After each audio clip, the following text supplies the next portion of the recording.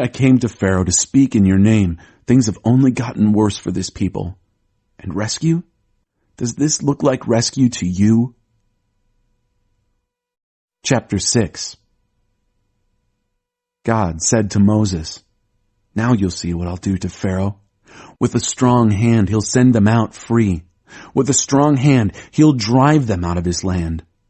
God continued speaking to Moses, reassuring him, "I am God. I appeared to Abraham, Isaac, and Jacob as the strong God. But by my name, God, I am present. I was not known to them.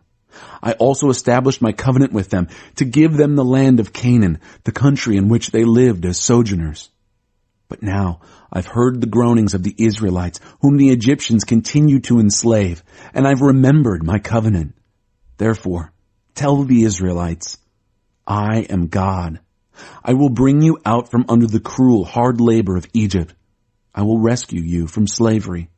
I will redeem you, intervening with great acts of judgment. I'll take you as my own people, and I'll be God to you. You'll know that I am God, your God, who brings you out from under the cruel, hard labor of Egypt. I'll bring you into the land that I promised to give Abraham, Isaac, and Jacob, and give it to you as your own country. I am God." But when Moses delivered this message to the Israelites, they didn't even hear him. They were that beaten down in spirit by the harsh slave conditions. Then God said to Moses, "Go and speak to Pharaoh, king of Egypt, so that he will release the Israelites from his land." Moses answered God, "Look, the Israelites won't even listen to me. How do you expect Pharaoh to? And besides, I stutter." But God again laid out the facts to Moses and Aaron regarding the Israelites and Pharaoh, king of Egypt, and he again commanded them to lead the Israelites out of the land of Egypt. The family tree of Moses and Aaron. These are the heads of the tribes. The sons of Reuben, Israel's firstborn, Hanok, Pallu, Hezron, and Carmi. These are the families of Reuben. The sons of Simeon, Jemuel, Jamin, Ohad, Jachin, Zohar, and Shaul, the son of a Canaanite woman. These are the families of Simeon. These are the names of the sons of Levi in the order of their birth: Gershon, Kohath, and Merari. Levi lived 137 years. The sons of Gershon by family: Libni and Shimei. The sons of Kohath: Amram, Ishar, Hebron, and Uzziel. Kohath lived to be 133. The sons of Merari: Mahli and Mushi. These are the sons of Levi in the order of their birth. Amram married his aunt Jochebed, and she had Aaron and Moses. Amram lived to be 137. The sons of Ishar: Korah, Nepheg, and Zikri.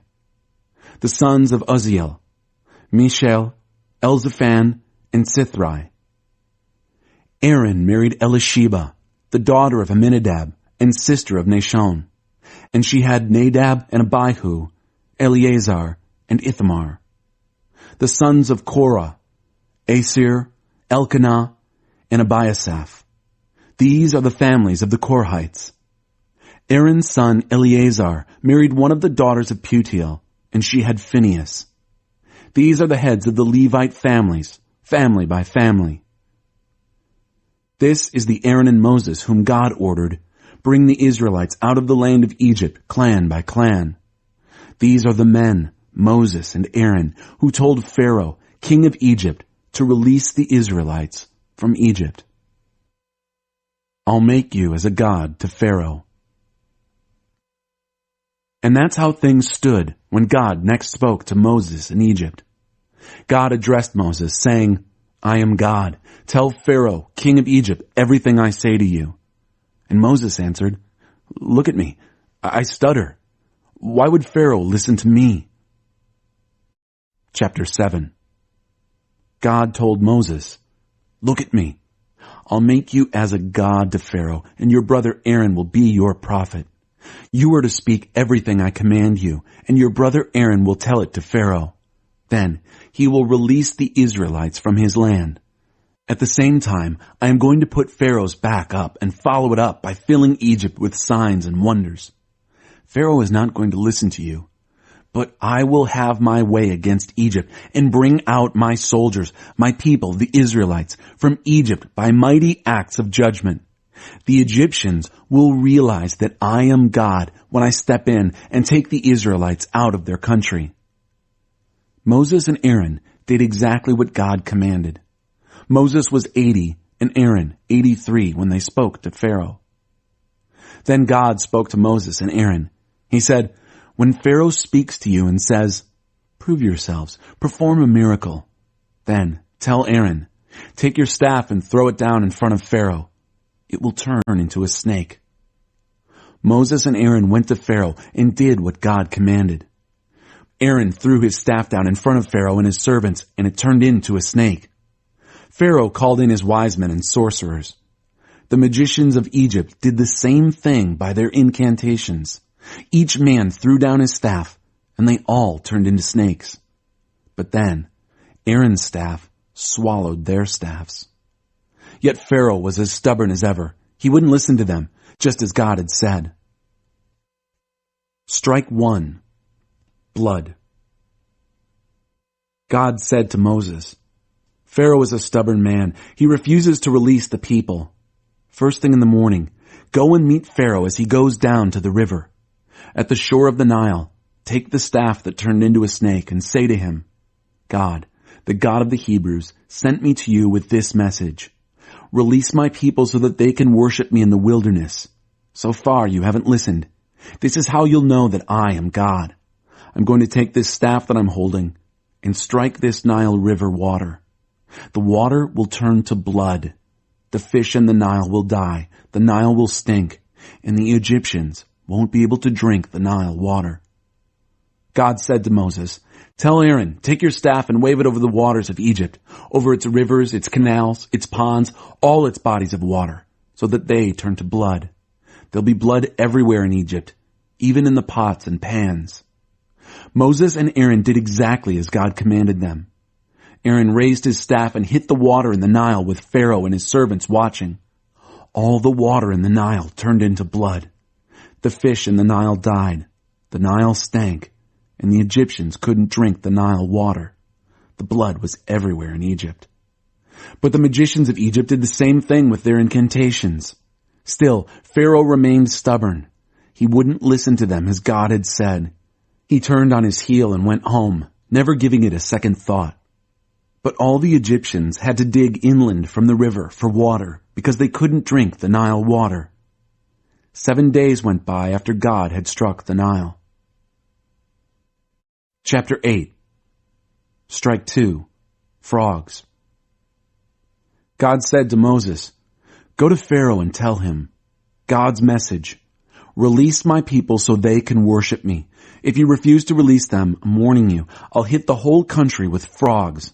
The Nile will swarm with frogs. They'll come up into your houses, into your bedrooms and into your beds, into your servants' quarters, among the people, into your ovens and pots and pans. They'll be all over you, all over everyone, frogs everywhere, on and in everything." God said to Moses, "Tell Aaron, wave your staff over the rivers and canals and ponds. Bring up frogs on the land of Egypt." Aaron stretched his staff over the waters of Egypt, and a mob of frogs came up and covered the country. But again, the magicians did the same thing using their incantations. They also produced frogs in Egypt. Pharaoh called in Moses and Aaron and said, "Pray to God to rid us of these frogs. I'll release the people so that they can make their sacrifices and worship God." Moses said to Pharaoh, "Certainly, set the time. When do you want the frogs out of here, away from your servants and people and out of your houses? You'll be rid of frogs, except for those in the Nile." "Make it tomorrow." Moses said, "Tomorrow it is. So you'll realize that there is no God like our God. The frogs will be gone, you and your houses and your servants and your people, free of frogs. The only frogs left will be the ones in the Nile." Moses and Aaron left Pharaoh, and Moses prayed to God about the frogs he had brought on Pharaoh. God responded to Moses' prayer. The frogs died off, houses, courtyards, fields, all free of frogs. They piled the frogs in heaps. The country reeked of dead frogs. But when Pharaoh saw that he had some breathing room, he got stubborn again and wouldn't listen to Moses and Aaron, just as God had said. Strike 3. Gnats. God said to Moses, "Tell Aaron, take your staff and strike the dust. The dust will turn into gnats all over Egypt." He did it. Aaron grabbed his staff and struck the dust of the earth. It turned into gnats, gnats all over people and animals. All the dust of the earth turned into gnats, gnats everywhere in Egypt. The magicians tried to produce gnats with their incantations, but this time they couldn't do it. There were gnats everywhere, all over people and animals. The magicians said to Pharaoh, "This is God's doing." But Pharaoh was stubborn and wouldn't listen, just as God had said. Strike 4. Flies. God said to Moses, "Get up early in the morning and confront Pharaoh as he goes down to the water. Tell him, God's message, release my people so they can worship me. If you don't release my people, I'll release swarms of flies on you, your servants, your people, and your homes. The houses of the Egyptians and even the ground under their feet will be thick with flies. But when it happens, I'll set Goshen, where my people live, aside as a sanctuary. No flies in Goshen. That will show you that I am God in this land. I'll make a sharp distinction between your people and mine. This sign will occur tomorrow." And God did just that. Thick swarms of flies in Pharaoh's palace and the houses of his servants. All over Egypt, the country ruined by flies. Pharaoh called in Moses and Aaron and said, "Go ahead, sacrifice to your God, but do it here in this country." Moses said, "That would not be wise.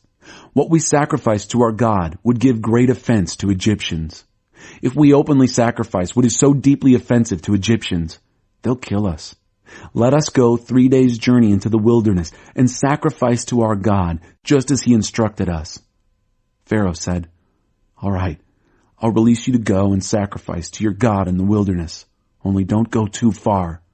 Now pray for me." Moses said, "As soon as I leave here, I will pray to God that tomorrow the flies will leave Pharaoh, his servants, and his people. But don't play games with us and change your mind about releasing us to sacrifice to God." Moses left Pharaoh and prayed to God. God did what Moses asked. He got rid of the flies from Pharaoh and his servants and his people. There wasn't a fly left. But Pharaoh became stubborn once again and wouldn't release the people.